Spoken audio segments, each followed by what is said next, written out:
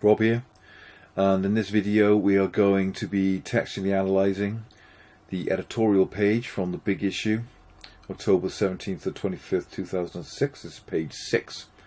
As you can see, it's part of a double page spread, but we're not bothering with page 7 because it's only this left hand column that we're really interested in.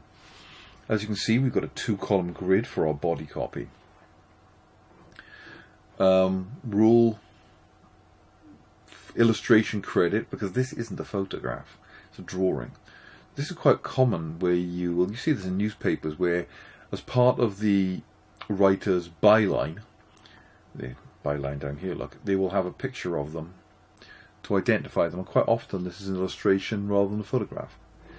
We've got our borders, we've got the gutter between the columns, gutters here, we've got a folio down here telling us the issue and the page number and the date, and we've got this border going around this article to separate it from this other article. It's got a kind of like a beveled edge, giving it a sort of 3D feel, like it's a picture frame. It's kind of got a retro, kind of 20s feel to it. It kind of matches the Century Gothic font here. Now, normally you'd expect, like over here, they tend to use Century Gothic sans serif font for their titles, for their headlines, but not in this case. Here we've got an ordinary serif font. This is a milestone. Where will it take us? Question mark. Obviously it's as if he's saying this to you, even though it's not speech marks or anything.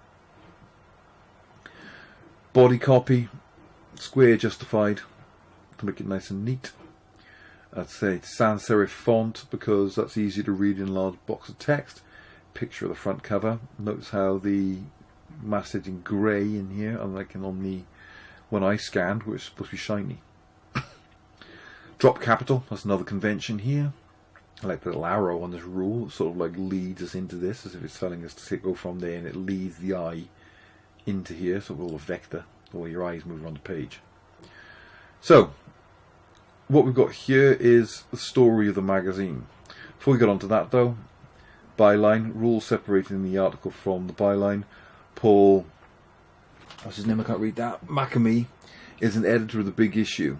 It's got his email address and his Twitter handle. Now that ties very much into I've forgotten his name. What's his name? Clay Shirky's idea that, you know, the media is now more participatory, which is something Henry Jenkins is also saying as well.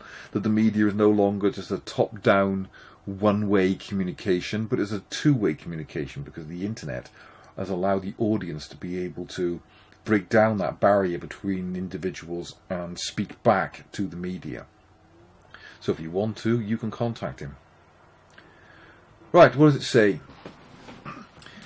In autumn 1991, Bob Dylan didn't have a Nobel Prize. In fact, his late period renaissance that kicked off with Time Out of Mind had yet to come. Straight off the bat there, postmodernism, Jean Baudrillard, intertextuality, Juice Need Kristeva, referencing a Bob Dylan album. Mikhail Gorbachev was still in charge of Russia, making the world feel that not only had the Cold War thawed, but a period of global peace was here to stay. Donald Trump was a garish self-publicist with weird hair. Syria was a relatively stable state and a friend of the West. The euro was barely a glint in a technocrat's eye. A run at the bank was the thing that happened in the Depression. The internet didn't really exist. Amazon was simply a river. In the intervening 25 years, as the world has shifted angrily with what feels like unstoppable pace, the big issue has pulsed and grown. Our focus has remained true. A hand up, not a handout. That's it. Everything else builds from there. A means to make a living, a means to move out of a broken poverty back into society, allowing the men and women to sell it big issue, to rebuild their sense of self, for those who were invisible to become visible. Now that's excellent because it highlights the ideology of the magazine. It shows how things have changed. It shows a political bias and a political editorial bias. There's a traceable line through our history in which we have challenged authorities to work for the poorest in society, to act rather than to pay lip service. You can see how the big issue changed the publishing world. Before we came along, newspapers were sold on the street, but not magazines, and certainly not by homeless people. Now the street is not just an acceptable place of distribution, but a crowded one. Still, we remain the only street magazine that charges for copies, and while the move to digital is hurting many fine old print titles, we're on the way up. It's interesting that, around this time, old print brands like the NME, which had been one of the biggest, most important magazines in British culture, had collapsed and was no longer a paid-for product, but had turned into a free magazine distributed in places like HMV. So that's a reference to that. While our medium of sale has a clear message, our content, the message between the pages, is vital. We enjoy being a rogue element, a raised rebel voice that challenges orthodoxy and standardised received notions. John Bird, the Big Issue founder, and still our pilot light and beating heart, this week details the core ambitions for the next stage of the Big Issue's development. To be locked into prevention, to deal with the foundations of poverty rather than treating the symptoms. To begin, we will look to literacy. We will fight for those without access to books, the greatest joy and possibilities of reading. We will agitate to protect libraries and independent bookshops. Words like agitate, fight.